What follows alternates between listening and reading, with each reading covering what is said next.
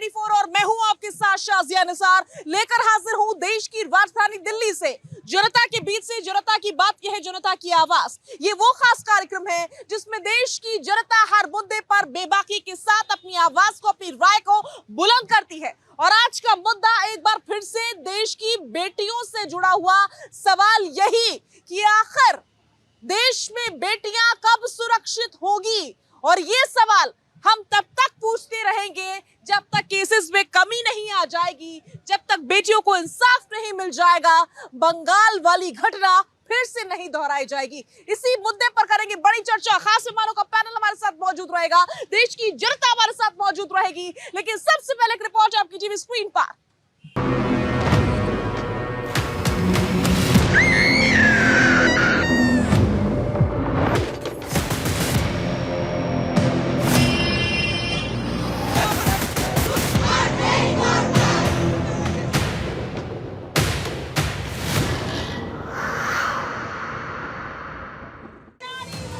Kolkata rape and murder case को लेकर देश भर में रोष व्याप्त है। डॉक्टर्स से लेकर आम जनता तक सड़कों पर है। हर कोई पीड़ित परिवार के लिए इंसाफ की गुहार लगा रहा है। वहीं कोलकाता की ममता बनर्जी सरकार लगातार निशाने पर है। सीबीआई मुख्य आरोपी संजय रॉय का पॉलीग्राफी टेस्ट कराने जा रही है। कारण इस जघन्य अपराध में मुख्य आरोपी के साथ किसी और के होने का भी अंदेशा जताया जा रहा है। शक है कि मेडिकल कॉलेज के प्रिंसिपल ने कुछ छिपाया है। सुप्रीम कोर्ट तक ने प्रिंसिपल की भूमिका पर सवाल उठाए। उधर सीबीआई ने 4 ट्रेनी डॉक्टर्स को पूछताछ के लिए बुलाया। लेकिन इसी बीच वेस्ट बंगाल के ही वर्धमान जिले में एक महिला की डेड बॉडी मिली है, जिसका सिर काट दिया गया। महाराष्ट्र के ठाणे में 2 बच्चियों का यौन शोषण हुआ तो लोगों का गुस्सा फूट पड़ा। महाराष्ट्र के अकोला से भी 6 छात्राओं के साथ छेड़खानी का मामला सामने आया।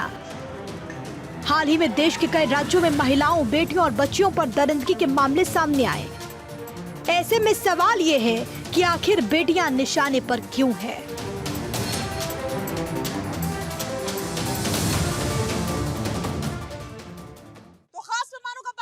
जुड़ चुका है। सभी खास मेहमानों का जल्दी से तारुफ करवा देते हैं। हमारे साथ मौजूद रहेंगी शबनम खान जी, प्रियंका राणा जी अपनी उपस्थिति दर्ज करवाएंगी, विष्णु प्रिया जी मौजूद रहने वाली हैं, सर्वेश पाठक जी अपनी उपस्थिति दर्ज करवाएंगे, हाजी नाजिम हमारे साथ मौजूद रहने वाले हैं, गोपाल तिवारी भी अपनी उपस्थिति दर्ज करवाएंगे। सभी का बहुत बहुत स्वागत है। और शबनम जी के साथ मैं शुरुआत करने जा रही हूँ। शबनम जी, आखिर वो दिन कब आएगा? कौन सा वो दिन होगा जब हम बेटियां इस देश में खुद को सुरक्षित महसूस और महफूज महसूस करेंगे? वो दिन तब आएगा जब हमारे देश के प्रशासनिक अधिकारियों की और राजनेताओं की इच्छा शक्ति मजबूत होगी और बहन बेटियों के मामले में ये तेरे राज्य है, ये मेरा राज्य है, ये तेरी बेटी, ये उस जाति की बेटी, ये फलानी बेटी और ये डिमाकी बेटी से ऊपर उठकर बात करनी शुरू करेंगे और कहेंगे कि नहीं, हम सिर्फ आपको वोट बैंक नहीं समझते हैं। हम जब चुनाव आता है तब आपके पांव छू छू के वोट लेने नहीं निकलते हैं। हम आपकी सच में ही सुरक्षा के लिए और आपको आगे ले जाने के लिए, समाज की मुख्य धारा से जोड़ने के लिए कटिबद्ध हैं, वचनबद्ध हैं। सबकी इच्छा शक्ति इतनी कमजोर है शाजिया, जब आप देखती हैं ये तुम्हारे राज्य में हुआ है, ये मेरे राज्य में हुआ है। मेरे राज्य में अपराध की संख्या कम है तो ना, एक भी बेटी को प्रताड़ित या इस तरीके से अपमानित या फिर उसका बलात्कार क्यों होगा? मैं हमेशा कहती हूँ, जिस भी जगह हो, किसी की भी सरकार हो, कोई भी व्यक्ति हो, वहां के सांसद को, वहां के विधायक को, वहां के निगम पार्षद को जवाबदेह बनाया जाना चाहिए। वहां के प्रशासनिक अधिकारियों की भी जवाबदेही तय करनी चाहिए। निर्भया जैसे कांड अगर होते रहेंगे शाजिया, तो ये सिर्फ आपके हमारे लिए नहीं, सारे देश के लिए शर्मसार होने की बात है कि आप और हम बेटियों के मामले में कहीं ना कहीं अभी भी बहुत पिछड़े हुए हैं। और दूसरी बात, आप और हम, अगर हम सब लोग चाहें, क्योंकि आपकी जनता की आवाज है, अगर जनता और हम सब सोच लें कि हम किसी बहन बेटी के साथ अगर कोई घूर के भी देख रहा होगा, उसको घूर के भी नहीं देखने देंगे और सारे थोड़ी ताकत के साथ आवाज बुलंद करें, तो भी शायद बंद होगा ये सब।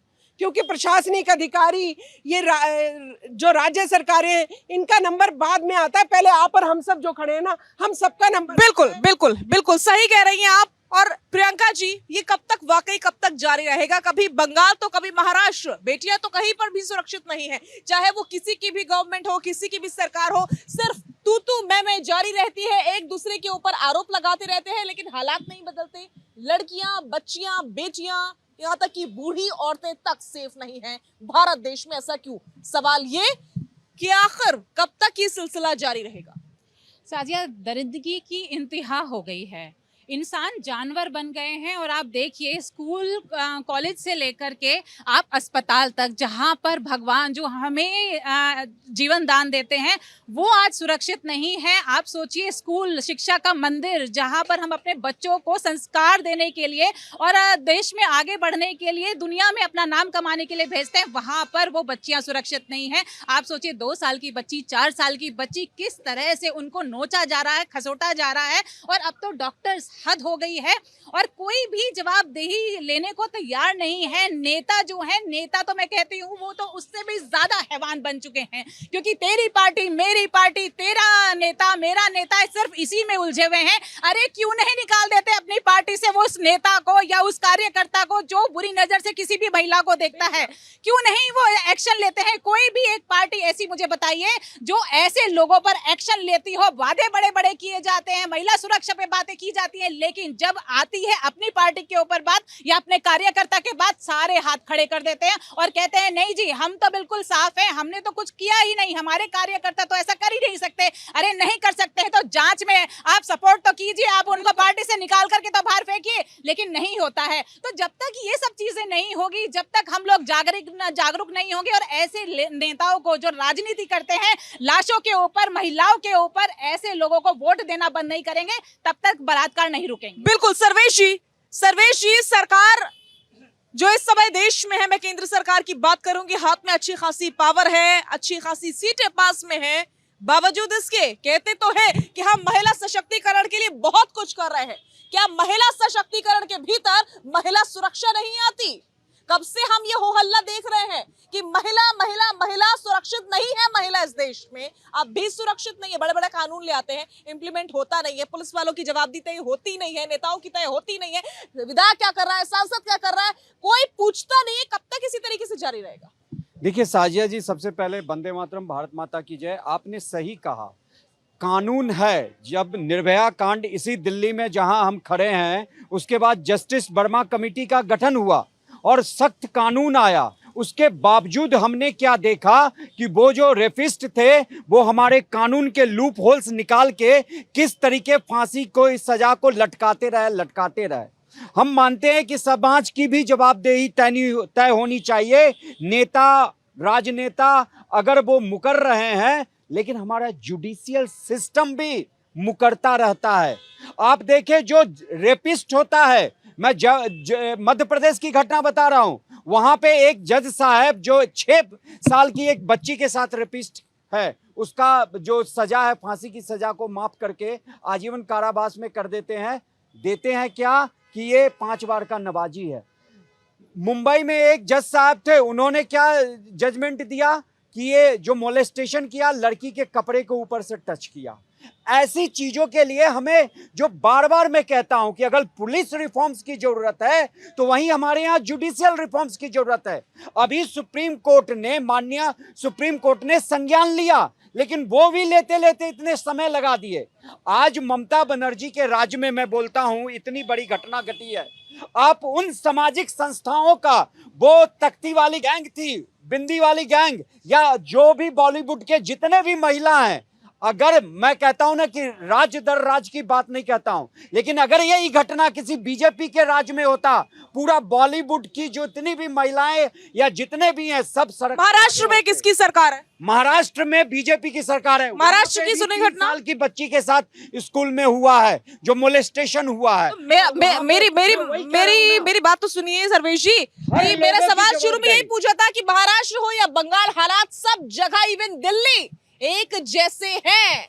जब तक हम ये करते रहेंगे कि बंगाल में नहीं होगा तो ये नहीं बोलेंगे, महाराष्ट्र में नहीं होगा तो वो नहीं बोलेंगे, ये नहीं करिए। मैं उसी पे आ रहा हूं ना कि अभी देखिए, अगर आप यूपी में हाथरस उन्नाव जैसी घटना हुई और सभी एक सुर में मुखर होके बोलते थे, तो आज उसी तरह पार्टी लाइन छोड़ के राहुल जी जाते हैं वहां पे, किसी दलित की हत्या हो गई है, जब पत्रकार महोदय लोग पूछते हैं तो कहते हैं कि आप मुझे मुद्दे से नहीं भटकाओ। वही दलित अयोध्या में जब रेप होता है तो उस पे नहीं बोलते, क्यों? क्योंकि समाजवादी पार्टी के नेता है वो, तो उनका जो समीकरण है बिगड़ जाएगा। वही बंगाल में ममता बनर्जी की सरकार है, वहां पे बाकी के इंडिया अलायंस के नहीं बोलेंगे, न जया बहादुरी बोल रही है, न महुआ मोहित्रा उस ठीक है, ठीक है, आप पॉलिटिकली डील कर रहे हैं, ठीक है, आप पॉलिटिकली डील। आप अगर एक चीज को रेप होता है, चाहे बीजेपी की शासित राज्य में हो, चाहे कांग्रेस में हो, चाहे ममता बनर्जी टीएमसी के शासन में हो, बिल्कुल उस पर कार्रवाई होनी चाहिए। नहीं,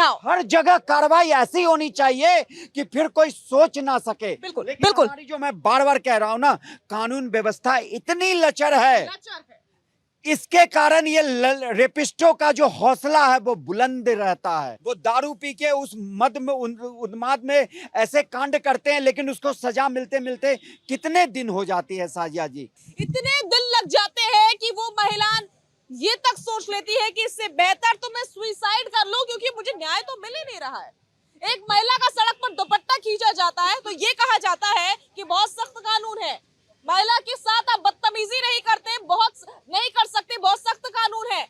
जब स्वाति मालीवाल का केस आया तो महिला के साथ आप अभद्र भाषा में बात नहीं कर सकते, सख्त कानून बने हैं। लेकिन जब महिला का रेप तक हो जाता है तब तक इतने दिन लग जाते, कार्रवाई दिखती नहीं है, शून्य, नीलबटा सन्नाटा। देखिए साजिया जी, ये प्रशासन की लापरवाही और सरकार के गठजोड़ से ही ऐसी घटनाओं को जो है बल मिलता है। मैं आपको बताता हूं कि पश्चिम बंगाल में जो घटना हुई है, जिस घटना का संज्ञान ममता बनर्जी को लेना चाहिए, आप स्वयं जो है वहां पदयात्राएं कर रही हैं। अरे आपको जाकर के वहां धरने पे बैठ जाना चाहिए था और कहना चाहिए था कि 24 घंटे के अंदर मैं फास्ट ट्रैक कोर्ट बनाती हूं, और उस फास्ट ट्रैक कोर्ट के माध्यम से जिन पुलिस वालों ने जो सबूत मिटाने का प्रयास किया और यह जो भी उसमें जो है रेप में संलिप्त पाए गए, उनको जो है तत्काल प्रभाव में जो है मैं फांसी की सजा सुनाती हूँ। कारण क्या है साजिया जी? उसके बाद में उत्तराखंड में घटना हुई, अंकिता भंडारी, आपको याद होगा, तमाम जगह। आप मुझे एक भी केस बता दो, इन्होंने भाई साहब ने हाथरस का नाम लिया, उत्तराखंड का मैं नाम लेता हूं, महाराज, एक भी पुलिस प्रशासन का अधिकारी सस्पेंड किया गया? अगर उत्तराखंड में 4 पुलिस प्रशासन वालों को सस्पेंड किया गया होता, उत्तर प्रदेश में किया गया होता, बाकी सबकी गर्दन ऑटोमेटिक अपने आप सीधी हो जाती और कोई भी घटना घटित होने से पहले प्रशासन वहां पर चौकन्ना रहता। लेकिन प्रशासन को सरकार की शय प्राप्त होती है। शर्म आनी चाहिए ममता बनर्जी को। आपके हाथ में पश्चिम बंगाल का पूरा कानून व्यवस्था आपके हाथ में है, पूरा प्रशासन प्रणाली चलाने वाली आप हैं, और जिसके माध्यम से आपको न्याय देने के लिए सख्त कदम उठाने चाहिए। आप वहां जो है नौटंकी कर रही हैं, आप वहां जो है यात्राएं निकाल रही हैं, ये कौन सा तरीका है भाई? उस बेटी की माँ, उसके शब्द आप सुनिए, उसकी आंखों से निकलते हुए आंसू आप देखिए। लेकिन दूसरी एक बात कह रहा हूं, आज जो लोग कह रहे हैं कि पुलिस प्रशासन के लोगों को जेल में डालना चाहिए, उनको सजा मिलनी चाहिए, यही पुलिस प्रशासन जब अंकिता भंडारी का केस हुआ, रात को 12 बजे अंकिता भंडारी की मां को घसीट के इन पुलिस वालों ने पीटा। आज तक एक पुलिस वाले को सस्पेंड नहीं किया गया। अगर वहां 4 पुलिस वाले सस्पेंड किए गए होते, हाथरस में 4 पुलिस वाले सस्पेंड किए गए होते, तो शायद अब तक पश्चिम बंगाल में उस बेटी को न्याय मिल गया होता और ममता बनर्जी को नौटंकी नहीं करनी। बिल्कुल, बिल्कुल और बिल्कुल। हाजी नाज़िम प्लीज थोड़ा सा आ गया। ये हर नेता से कुछ इसी प्रकार के सवाल होंगे, चाहे वो किसी भी पार्टी से ताल्लुक क्यों ना रखता हो, और पुलिस वाले से ये सवाल पूछे जाने चाहिए। जब महिला से जुड़ा हुआ मामला आपके थाने में पहुंचता है तो आपकी प्रायोरिटी क्या होती है? महिला से सवाल पूछना या फिर उससे सवाल पूछना जिसने महिला उत्पीड़न किया है? हाजी नाज़िम, आप मेरी बात से इत्तेफाक रखते हैं या नहीं? हाँ, देखिए साजिया जी, मैं आपकी हर बात से इत्तेफाक रखता हूँ, क्योंकि आपने जो मुद्दा उठाया मेरी बहन बेटियों की सुरक्षा को लेकर उठाया, इसलिए मैं आपके समर्थन में भी आपसे इत्तेफाक भी रखता हूँ। और देखिए, मुझे बड़ा दुख होता है, मुझे दुख इस बात पे होता है कि पाठक जी ने जहां एक मुस्लिम नाम लेकर से जो आपकी डिबेट को डाइवर्ट करने की कोशिश करी, बेटी हिंदू की हो या मुसलमान की बेटी बेटी होती है, उसमें कभी भी फ़र्क नहीं समझना चाहिए। लेकिन जहाँ पर मुसलमान की बेटी या पंडित जी की बेटी का नाम आ जाता है तो वहाँ बड़ा दुख होता है। अब आज हमारी मासूम बेटियाँ स्कूल में जाने से डर रही हैं साजिया जी, उन्हें डर लग रहा है। वो कहते हैं कि पापा हम स्कूल नहीं जाएंगे क्योंकि स्कूल में सुरक्षा कर्मी के साथ साथ जो सफाई कर्मी वाले हैं हमारी इज्जत हमारी अस्मत से खिलवाड़ कर रहे हैं। वहाँ पे सुन लीजिए, अरे सुन लीजिए, जो एक राजस्थान, हाँ आज हम ये बात नहीं करेंगे कि मदरसे में हो रहा है, स्कूल में हो रहा है। आज देश की बेटी के साथ जो गलत हो रहा है उसकी बात होगी, अस्पताल में क्या हो रहा है उसकी बात होगी, सड़क पे जो हो रहा है उसकी बात होगी। इसलिए आज कोई पॉलिटिक्स इस डिबेट में नहीं चलने वाली। अपनी बात पूरी की। साजिया जी देखिए, मैं राजनीतिक पार्टी पीस पार्टी से होने के बाद मैं कोई पॉलिटिक बात नहीं कर रहा। मुझे दुख वहाँ होता है जब माँ अपने 3 साल के बच्चे को गोद में लेकर लेटी होती है और एक इंसान की शक्ल में हैवान आता है, उस बच्ची को उठा कर ले जाता है, उसके साथ कुकृत्य करता है और वहाँ डाल जाता है। ये मुझे बड़ा दुख होता है। और जब बात आती है डॉक्टर की तो मैं बताता हूँ, उत्तराखंड में भी एक मुस्लिम डॉक्टर थी, नर्स, उसके साथ भी अभद्र घटना घटी। आप फिर हिंदू मुसलमान पे आ गए। हिंदू मुस्लिम वाली बात नहीं, मैं हिंदू मुस्लिम वाली बात नहीं कर रहा। मैंने कहा कि देखिए बेटियां सुरक्षित होनी चाहिए, चाहे वो हिंदू की हो, वो मुसलमान बाद में है, लेकिन देश, इस भारत देश की बेटी पहले है, आप ये मानिए। हाँ साजिया जी देखिए, इस देश की बेटी पहले है और मैं ये कहता हूँ कि जगत जननी हमेशा सुरक्षित होनी चाहिए। जिसने इस ब्रह्मांड की पूरे दुनिया के अंदर जगत जननी ने पीर पैगंबर देवी देवता सब दिए, लेकिन आज वो अपनी सुरक्षा के लिए हम लोगों से गुहार लगा रही है, आप लोगों से कह रही है कि हमें सुरक्षा दीजिए। लेकिन तो आप लोग प्रदर्शन कर रहे हैं क्या? सड़क पर आपकी पार्टी प्रदर्शन कर रही है क्या? हाँ सुन लीजिए कौन से राज्य में? साजिया जी आप प्रेस कॉन्फ्रेंस भी देख लीजिए, हमारे अपने धरना प्रदर्शन भी देख लीजिए। हम हर महिला के लिए सुरक्षा की मांग कर रहे हैं और शासन प्रशासन का सपोर्ट कर रहे हैं ताकि हमारी बहन बेटियां सुरक्षित रहें। आप उत्तर प्रदेश देख लीजिए, आप दिल्ली के अंदर देख लीजिए, जहां जहां राज्य में हम है वहां हम अपनी बहन बेटियों के लिए धरना प्रदर्शन कर रहे हैं। एक बात और कहना चाहता हूँ, देखिए ये मेरा मुल्क संविधान से चलता है, ये आप सभी लोगों की जिम्मेदारी है कि आज जगत जननी को अवेयरनेस करें, उनको ये बता दीजिए आप कमजोर नहीं है। क्योंकि देखिए हाजी नाजिम और तमाम मेरे भाई जो खड़े जगत जननी के साथ खड़े, जगत जननी की सुरक्षा जरूरी है क्योंकि इस देश की बेटी अगर सुरक्षित है तो ये देश सुरक्षित है। बिल्कुल। और आज मैं अपनी जनता से सिर्फ एक सवाल पूछना चाहूंगी, देश के हर राज्य में रहने के नाते, हर शहर में रहने के नाते महिला सुरक्षा को लेकर के आप क्या सोचते हैं? इस माइक पर आप सिर्फ वही कहिएगा, कोई पॉलिटिकल बात मत कहिए, सिर्फ वो कहिए जो आपको महिला सुरक्षा पर लगता है। पत्रकार महोदय, मैं ये कहना चाह रहा हूँ, हमारा जो भारत का जुडिशरी है ना बहुत कमजोर है, बहुत लचीला है। आज जो मोदी जी लीडर बनने का मोदी जी गिडर है। आप ममता बनर्जी इस्तीफा क्यों नहीं मांग रहे? वही ममता बनर्जी छाती पीट पीट के 1000 समर्थक के लेकर के हाथरस पहुंच रहे थे।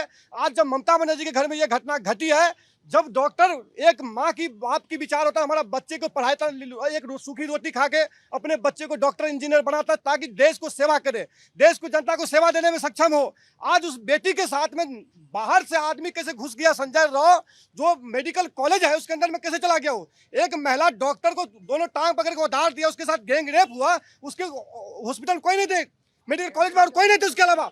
बस साजिश के तहत उसमें सेक्स रैकेट चलता था, बड़े बड़े नेता उसमें इन्वॉल्व है।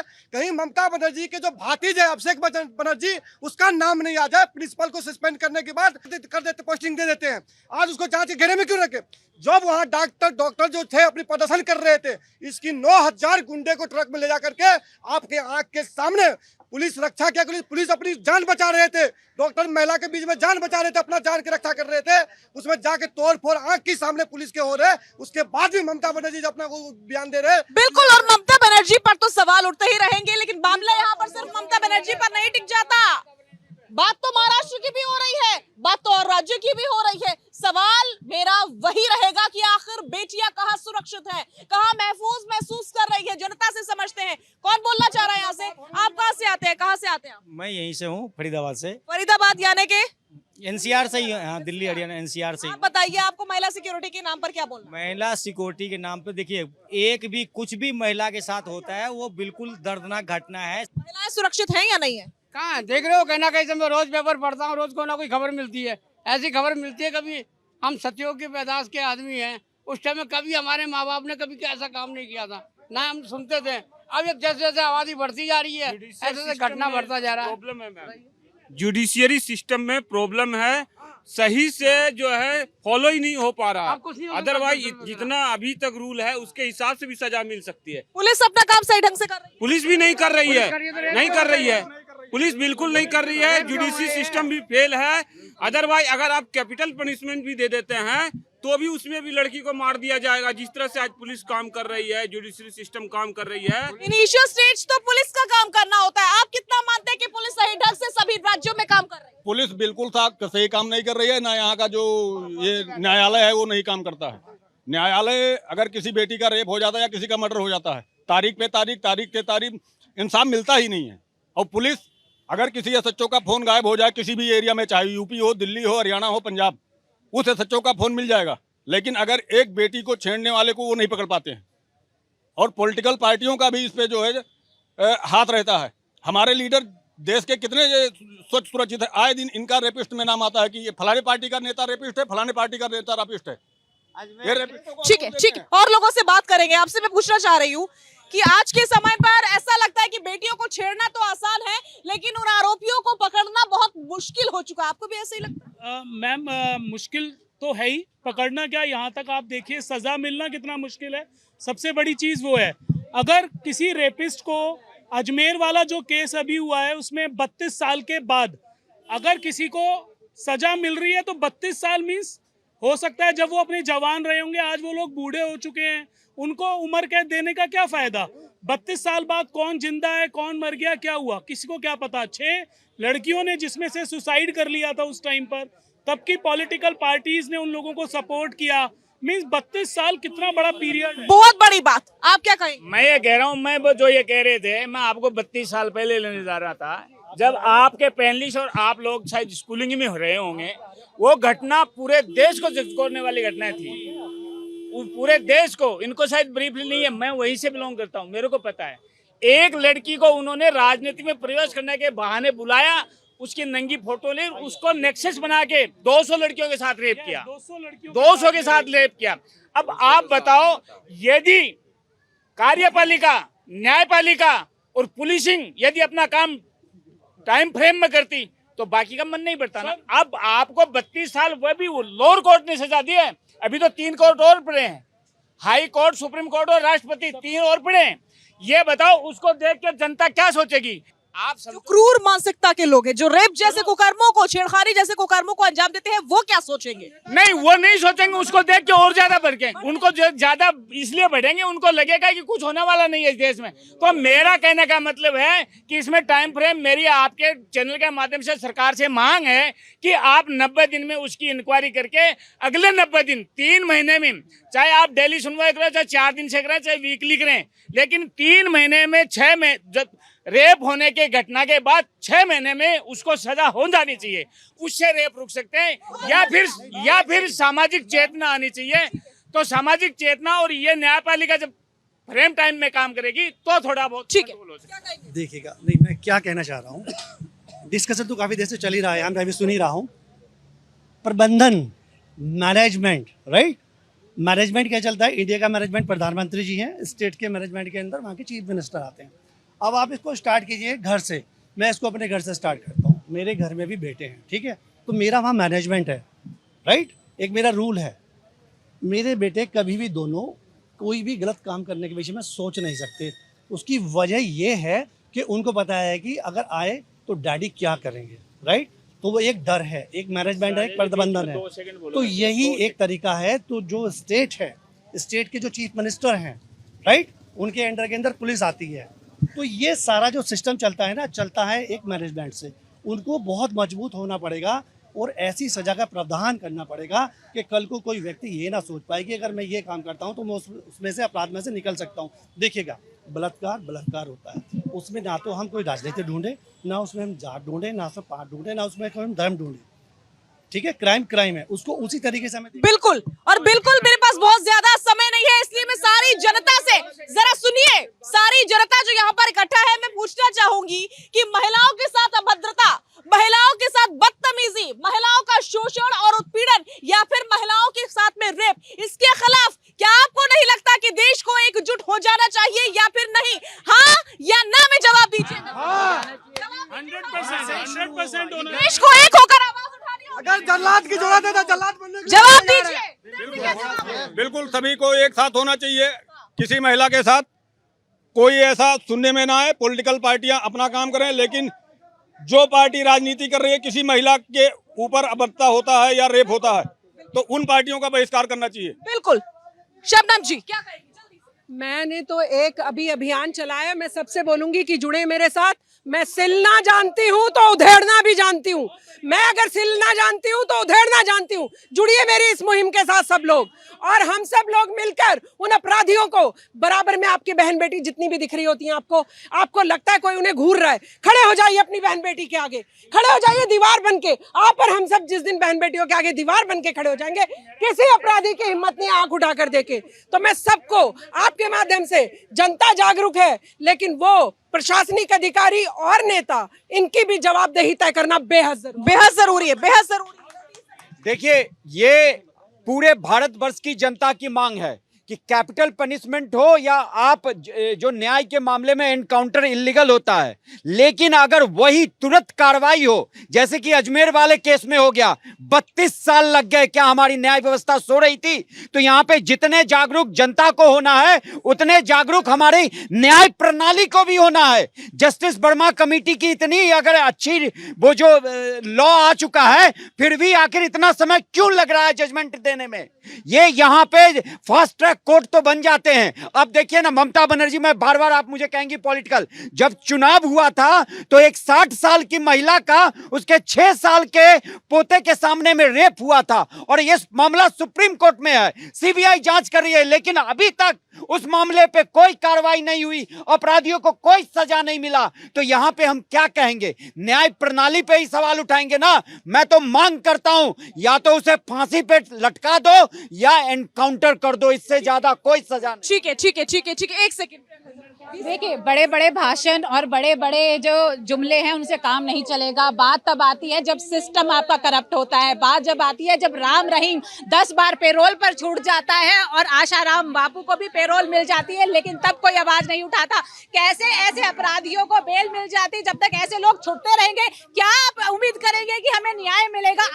आम जनता सुरक्षा मांगती है और सब एकजुट हैं, लेकिन बात तब आती है जब हमारा सिस्टम, FIR नहीं होती है। साजिया, आप चले जाइए, कई मामले दबाने की कोशिश की जाती है, और ये जो हाई प्रोफाइल केस है सिर्फ ये हाईलाइटेड होते हैं। आप हर राज्य में चले जाइए, अनगिनत ऐसे केस है जो आपको पता भी नहीं होगा। 2 साल की बच्ची, 1 साल की बच्ची, कोई नहीं छुड़ा। आप 80 साल की जो बुजुर्ग औरत है वो भी नहीं बची है। अब तो अगर अब भी हम जागरूक नहीं हुए, और जब तक, अब प्रधानमंत्री मोदी जी ने क्या कहा, केस तो सब होते हैं, बलात्कार भी होते हैं, लेकिन सजा कितनों को मिलती है ये हाईलाइट नहीं होता। मुझे बताइए ना, कब तक राम रहीम पर